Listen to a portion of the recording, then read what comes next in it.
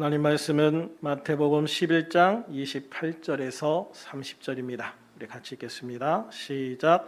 수고하고 무거운 짐진 자들아 다 내게로 오라. 내가 너희를 쉬게 하리라. 나는 마음이 온유하고 겸손하니 나의 멍에를 메고 내게 배우라. 그리하면 너희 마음이 쉼을 얻으리니 이는 내 멍에는 쉽고 내 짐은 가벼움이라 하시니라. 아멘. 인도의 마하트마 간디라는 분이 계셨습니다. 인도의 독립운동가이자 정신적 지도자로 잘 알려지신 분이죠.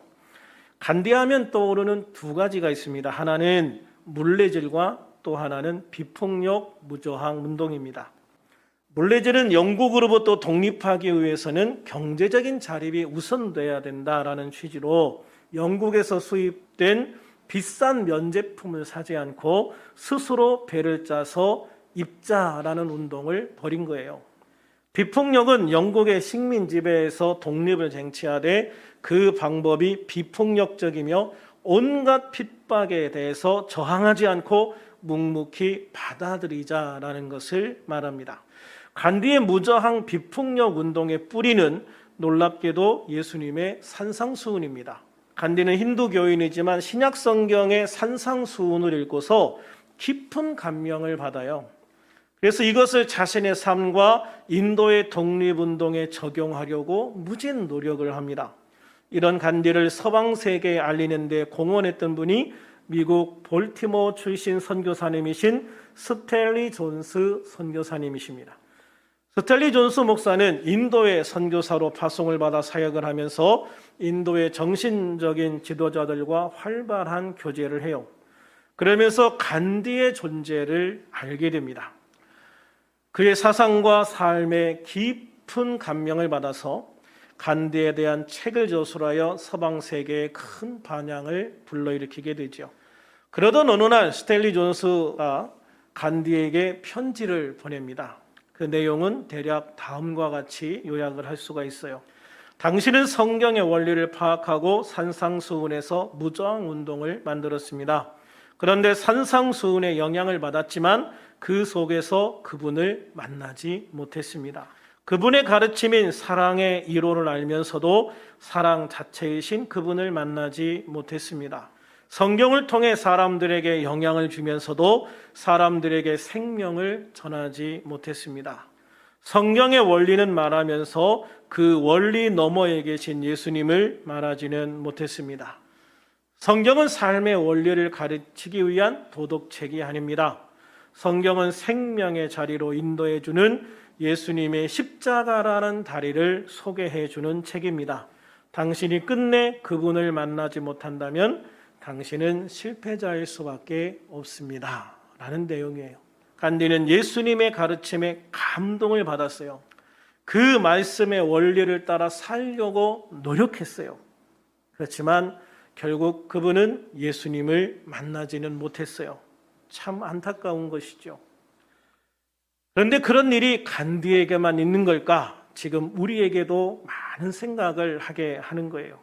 우리가 성경을 몇 번 읽든 성경에 대한 지식을 얼마나 많이 가지고 있든 상관없이 중요한 것은 말씀을 통해 예수님을 만나는 것이다. 할렐루야. 말씀을 통해 예수님을 만나는 것이다라는 거예요. 그래서 예수님은 당신에게 와서 당신을 체험하고 당신 안에서 우리가 새로운 생명과 소망과 쉼을 얻으라고 초청하고 계시는 거예요. 그게 바로 오늘 본문 28절입니다. 28절 같이 한번 읽어볼까요? 시작. 수고하고 무거운 짐진 자들아 다 내게로 오라. 내가 너희를 쉬게 하리라. 아멘. 너무나도 잘 알고 있는 말씀이죠. 이 말씀은 세상에 지치고 힘들어하는 모든 사람들을 향한 초청장이에요. 이 말씀을 이해하게 되니까 예수님의 이 초청의 말씀 한마디가 얼마나 귀한 것인지 정말 어떻게 말로 형용할 수 없는 감동을 받았던 적이 있어요. 사실 우리가 지금 사는 삶을 보면 지나온 어떤 시대보다 더 크고 많은 짐을 지고 고통스럽게 힘들게 살아가는 그런 세상이라고 생각을 해요. 신음하며 고통스러워하는 현대인들에게 예수님의 이 말씀은 마치 생명수와 같은 초청장인 것이죠. 요즘 코로나로 인해 어려움을 당하는 많은 사람들이 있어요. 어제 한 신문에 보니까 5차 지원금 기대도 안 해 재난지원금 못 받는 자영업자들이라는 기사가 나와 있더라고요. 여기 보니까 정말 힘들고 어려운 사람들, 정말 꼭 도움을 줘야 되고 받아야 되는 사람들이 실제적으로는 도움을 못 받는 경우가 너무나도 많다. 이래서 안 주고 저래서 안 주고 그래서 이래서 못 받고 저래서 못 받는 사람들이 너무 많다라는 이야기들을 기사로 쭉 썼어요. 이런 이야기들을 보면서 마음이 아팠어요. 세상 살면서 참 지금까지 경험해 보지 못한 세상, 그런 세상을 우리가 정말 살고 있는 것 같아요. 물론 코로나로 인해서 영향을 안 받는 사람들도 있고 어떻게 보면 이제 더 기회를 얻은 사람들도 있죠. 그러나 더 많은 절대 다수의 사람들은 정말 힘들고 어려워하는 그런 고통을 당하고 있는 것들을 보게 되는 거죠.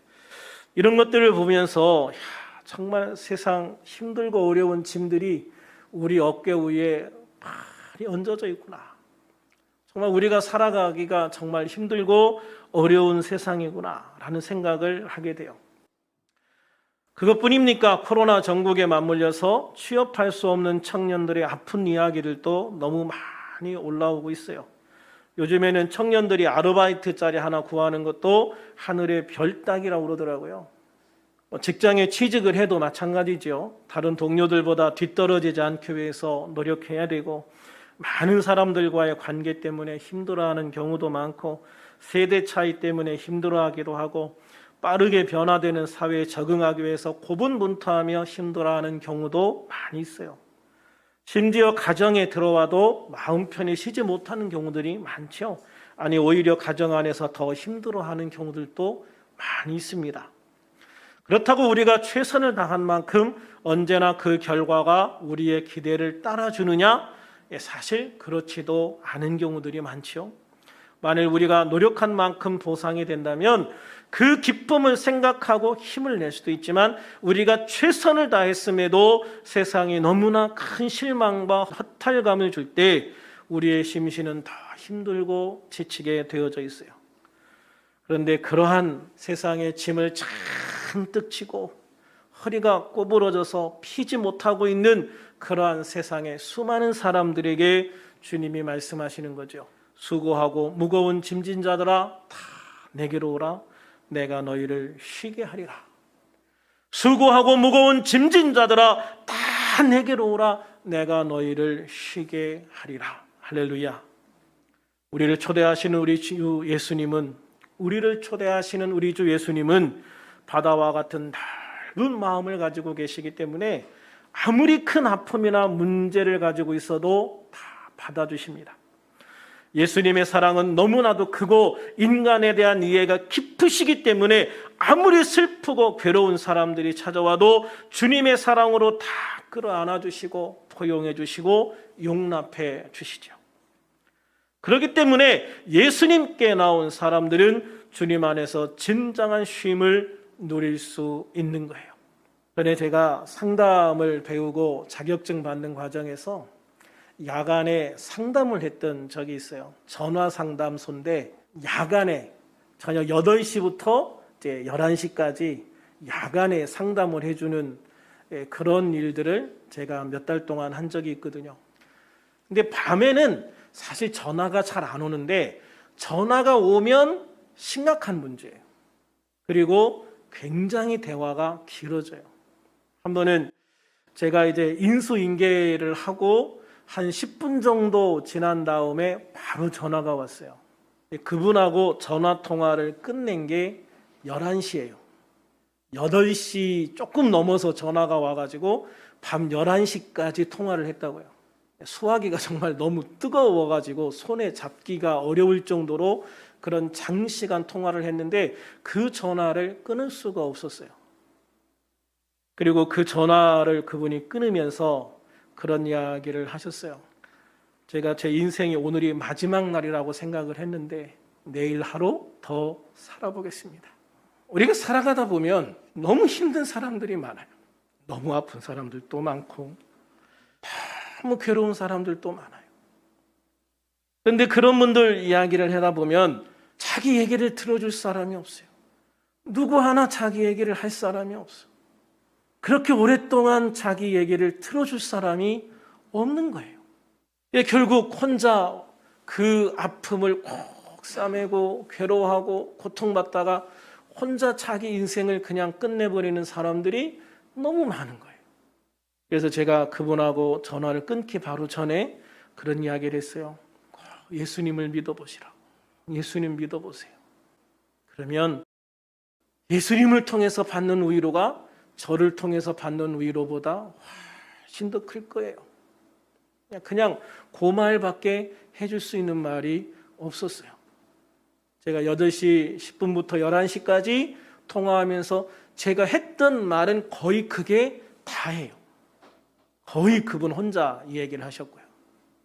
그리고 나서 제가 잊어버리고 있었는데 밤에 한 번 더 전화가 왔어요. 제가 가까운 교회에 나가서 등록은 못하는데 그냥 새벽에 가서 목사님 설교 듣고 한참 울다 오는데 그래도 그렇게 매일 새벽에 교회에 나가서 울다 오니까 숨은 쉬어진다라는 이야기를 하더라고요. 우리가 살아가면서 그런 경우들이 있죠. 정말 예수님 아니면 예수님 밖에는 내 말을 들어줄 수 없는 경우들이 많고 예수님 아니면 누구도 내 마음을 이해해 줄 수 없는 그런 상황들이 있어요. 그런 사람들에게 주님이 말씀하시는 거예요. 그 수고하고 무거운 그 모든 짐들 지고 나한테 와. 내가 그 짐 다 받아줄게. 그리고 내가 쉽고 가벼운 짐, 내가 이 짐 지고 기뻐하고 감사하면서 뛰어갈 수 있는 그런 짐으로 바꿔줄게 라고 말씀을 하시는 거죠. 그렇기 때문에 우리가 예수님 앞에 나오는 게 중요하고요. 예수님을 만나는 게 중요한 거예요. 우리가 주님 앞에 온다는 게, 주님 앞에 무거운 짐을 내려놓는다는 게 그냥 단순히 교회 오는 것만 얘기하는 건 아니에요. 물론 어떤 분들은 그냥 교회 와서 실컷 울다가 예수님 만나는 경우도 있기는 있지요. 그러나 흔한 경우는 아니에요. 그러나 정말로 내가 교회 와서 예수님을 믿게 된다면, 교회 와서 예수님을 만나게 된다면 우리의 삶은 정말로 많이 바뀌게 될 거예요. 예수님을 만나는 사람이 예수님을 통해서 위로받습니다. 예수님을 통해서 힘을 얻습니다. 예수님을 통해서 진짜 소망을 누리게 되어지는 거예요. 예수님을 만난 경우와 그렇지 않은 경우를 가장 극적으로 보여주는 것이 사도 바울의 예일 거예요. 사도 바울의 이스라엘 이름은 사울입니다. 사울 왕을 배출한 베냐민 지파 사람이고요. 이름이 사울인 것으로 봐서 사울 왕가의 피를 이은 적통이라고 생각을 합니다. 그는 종교적으로는 바리새파였고 당시 가장 유명한 랍비 가말리엘의 제자였으며 공식적인 랍비 자격을 인정받은 사람이었습니다. 정치적으로도 지역 공회의 공회원이었습니다. 지금 우리나라로 생각을 해보면 경기도 도의원쯤 된다고 생각하시면 될 거예요. 무엇보다도 그는 로마 시민권을 가진 특별한 계층이었습니다. 그가 바리새파였다는 것은요, 성경도 굉장히 잘 알고 있었다는 것을 의미합니다. 예수님에 대해서도 이미 많은 것을 들었고 또 나름대로 조사도 해봤을 거라고 생각을 해요. 그러나 예수님을 믿지 않았을 때, 예수님을 만나지 않았을 때 그는 예수님과 제자들을 핍박하는 핍박자였습니다. 그런 사울이 예루살렘 이외의 지역에서도 그리스도인들을 잡아 예루살렘으로 끌고 와 재판하고 죽일 목적으로 대제사장의 특별한 공문을 받아서 길을 떠났어요. 다메섹이라고 하는 큰 도시에 들어가기 직전에 갑자기 예수님을 만나는 경험을 하게 됩니다. 예수님을 만난 사울은 예수님을 전하는 데 생명을 걸게 됩니다. 이름도 이방인들에게 복음을 전하기 좋게 헬라식으로 바꿔서 바울이라는 이름으로 활동하기 시작합니다. 이렇게 바울이 된 사울은 감옥에 갇히고 매를 맞고 돌에 맞고 강도를 당하고 강과 바다에서 죽을 고비를 넘기고 풍토병으로 죽음 직전에 갔으면서도 이 복음을 포기하지 않습니다. 예수님을 만나고 나니 예수님 안에 생명이 있고 예수님 안에 평안이 있고 예수님 안에 능력이 있고 예수님 안에 소망이 있다는 것을 발견했기 때문입니다.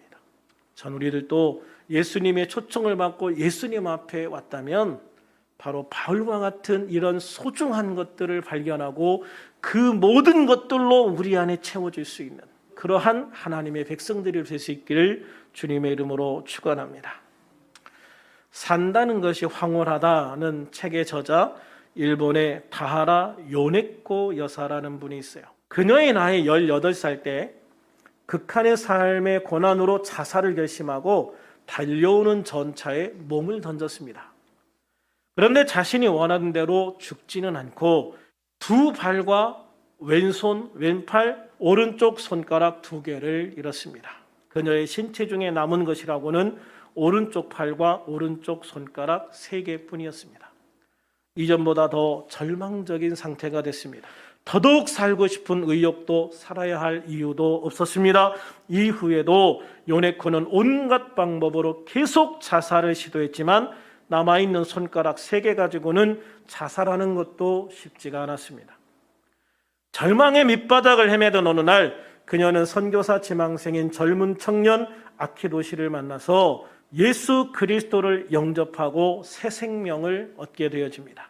더욱이 아키도시로부터 청혼을 받고 생각하지도 못했던 행복한 가정까지 이루게 되어지죠. 이후에 요네코 여사는 주님께서 베풀어 주신 은총에 조금이라도 보답하기 위해서 주변에 있는 작은 자를 섬기며 살 것을 결심하고 실천하면서 살아갑니다. 부족하긴 하지만 주님을 알지 못하는 사람들, 힘은 있지만 진리에 눈먼 사람들, 건강하나 참 생명을 지니지 못한 자들에게 복음을 전하기 시작합니다. 놀랍게도 그녀를 통해 수많은 사람들이 새 생명을 얻고 바른 삶을 쫓는 역사가 일어났습니다. 요네코 여사는 보잘것없는 자신의 삶을 통해서 일어나는 이런 놀라운 주님의 역사를 보면서 주님을 향해 이런 고백을 합니다.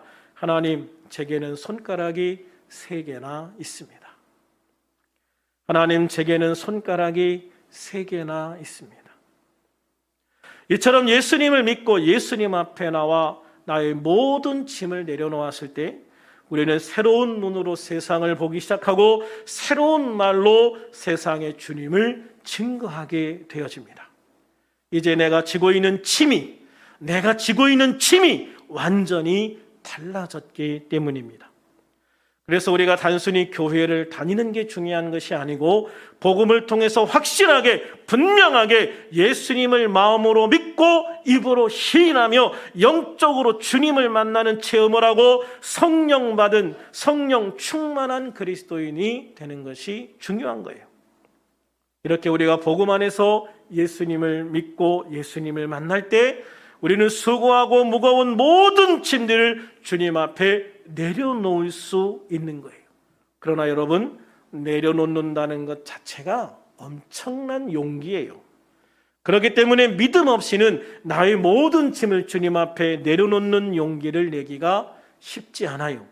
그러나 내가 주님을 믿고 주님에 대한 확실한 신뢰가 생겼을 때, 내가 주님을 믿고 주님에 대한 확실한 신뢰가 생겼을 때 나의 모든 짐을 망설임 없이 주님 앞에 내려놓을 수 있게 되는 거예요. 우리가 나의 짐을 주님 앞에 내려놓을 수 있을 때 하나님의 사랑과 예수님의 은혜가 무엇인지 비로소 보이기 시작하고 느껴지기 시작하는 거예요.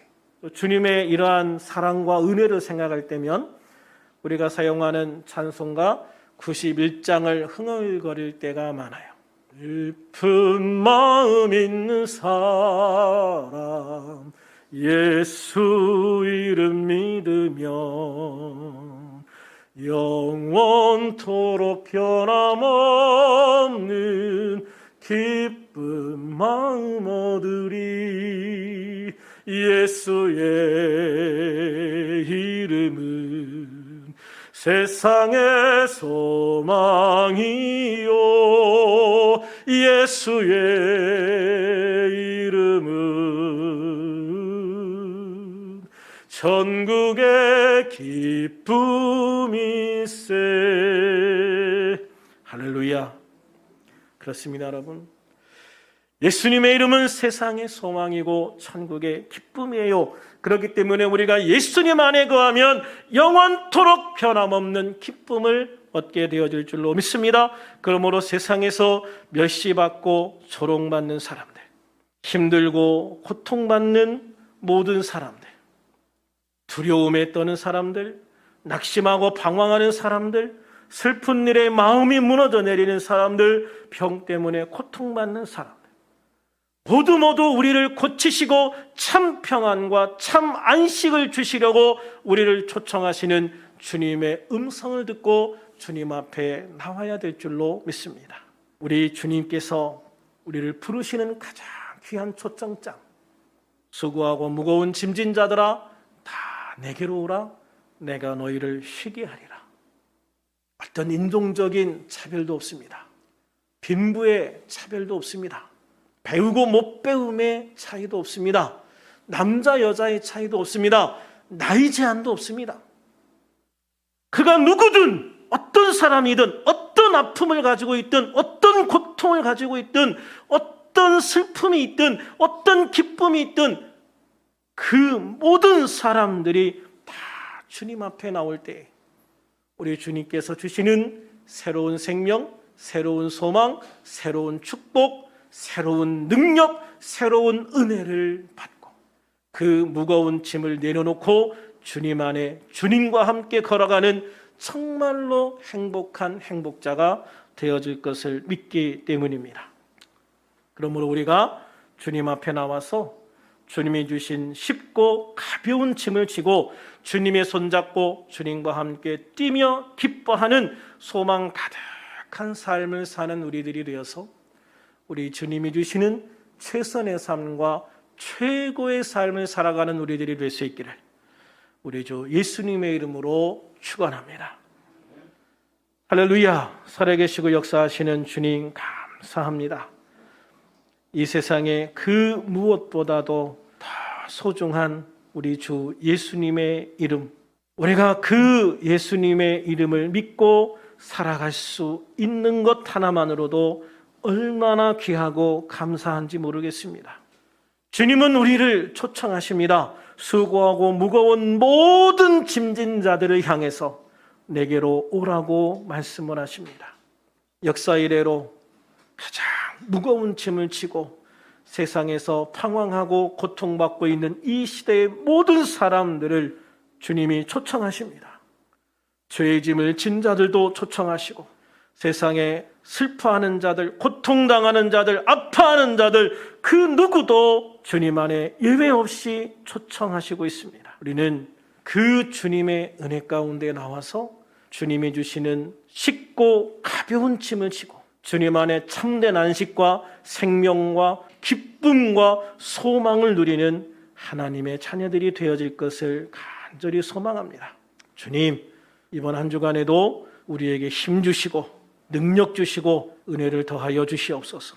그래서 정말로 우리가 하나님 안에서 이 귀한 믿음 가지고 정말 이 귀한 믿음 가지고 믿음으로 승리할 수 있는 하나님의 자녀가 되어지기를 간절히 소망합니다. 오늘도 주님을 바라봅니다. 이번 한 주간에도 주님 바라봅니다. 주님, 이번 한 주간에도 우리 손 꽉 붙잡으시고 우리가 내려놓는 수고하고 무거운 짐들을 다 받아주시고 우리 손을 가볍게 하시고 우리의 짐을 가볍게 하셔서 이번 한 주도 주님과 함께 기쁨으로 감사로 주님과 함께 달려가는 우리 인생 되게 하옵소서. 코로나로부터 지켜주시고 코로나로 인해서 당하는 아픔과 고통당하는 모든 영혼들을 위로하여 주시고 주님이 주시는 새 은혜, 새 기쁨, 새 소망을 더하여 주시옵소서. 함께 하심을 감사하며 예수님 이름으로 기도하옵나이다. 아멘.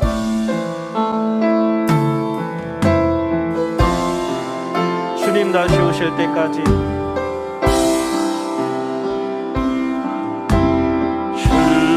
주님 다시 오실 때 나는 이 길을 가리라. 좁은 길 좁은 길 나의 십자가 지고 나의 강을 믿으며 나는 주님을 보리라. 영광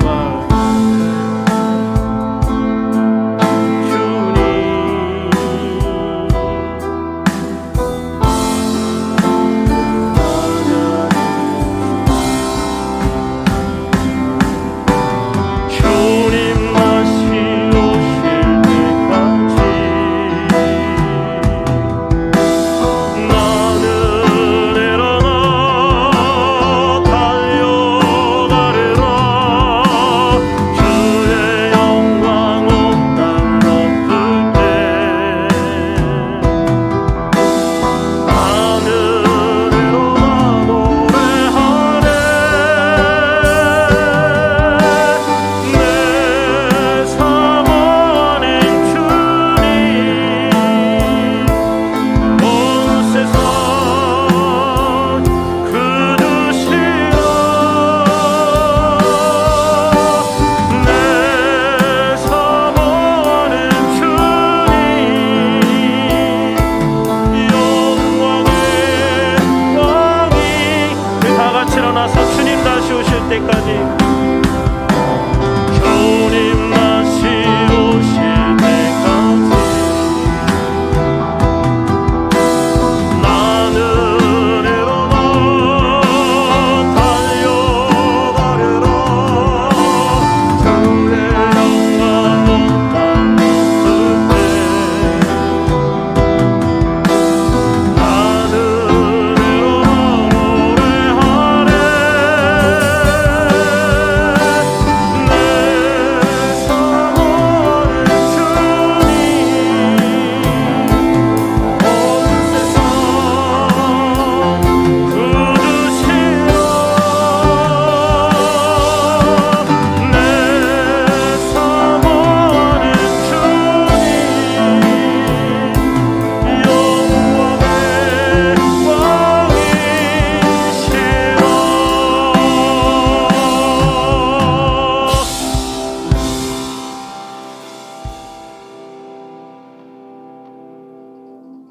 이제는 우리 주 예수 그리스도의 무한하신 은혜와 하나님 아버지의 놀라우신 사랑하심과 성령의 교통하심이 우리 주 예수 그리스도를 온전히 믿고 주님을 만나고 주님 안에서 주님 앞에 수고하고 무거운 우리의 모든 짐을 내려놓고 주님이 주시는 참된 평안과 안식을 누리어 기뻐하고 감사하며 소망 가득한 삶을 삶으로 인하여 하나님이 허락하신 최선의 삶과 최고의 삶을 살기를 원하는 여기에 있는 모든 성도들과 가정에서 방송으로 예배하는 모든 성도들과 이들의 모두의 가정과 일터와 학교와 모든 환경 위에 지금으로부터 영원토록 함께 하옵시기를 간절히 축원하옵나이다.